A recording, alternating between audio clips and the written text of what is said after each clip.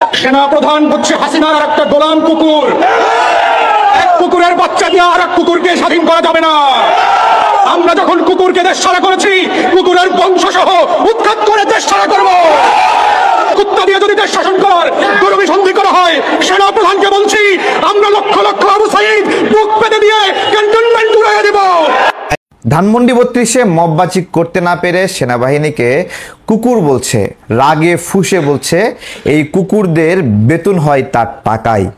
বাংলাদেশ সেনাবাহিনীর বেতন হয় জনগণের টাকায়। শুধু সেনাবাহিনী নয়, আমাদের চিকিৎসক, আমাদের শিক্ষক, আমাদের বিচারক অথবা অন্যান্য যত সরকারি পেশা আছে সবার বেতনই জনগণের টাকায় হয়। এমনভাবে বারবার বলছে যে সেনাবাহিনী তার চাকর। আজকে একটা জিজ্ঞাসা করছি, এই বাংলাদেশে যে সকল নাগরিকরা সরকারি চাকরি করেন, তারা চাকরি করলে তাদেরকে কি চাকর সম্বোধন করে এইভাবে রাগ এবং জিদ নিয়ে বলা যায়?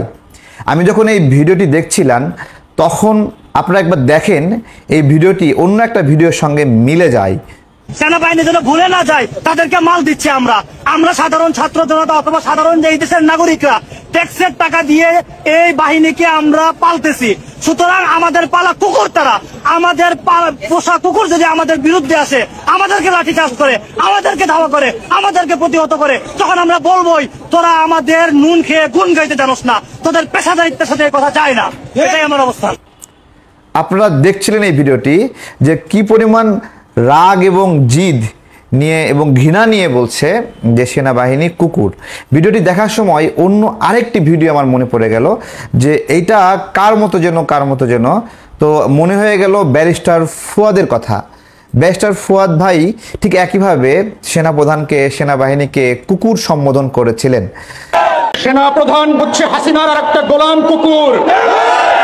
এক কুকুরের বাচ্চা দিয়ে আর এক কুকুরকে স্বাধীন করা যাবে না।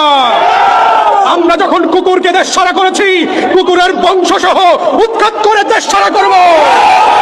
কুত্তা দিয়ে যদি দেশ শাসন করার গরবিসন্ধি করা হয়, সেনা প্রধানকে বলছি আমরা লক্ষ লক্ষ আবু সাঈদ বুক পেতে দিয়ে ক্যান্টনমেন্ট উড়িয়ে দেব।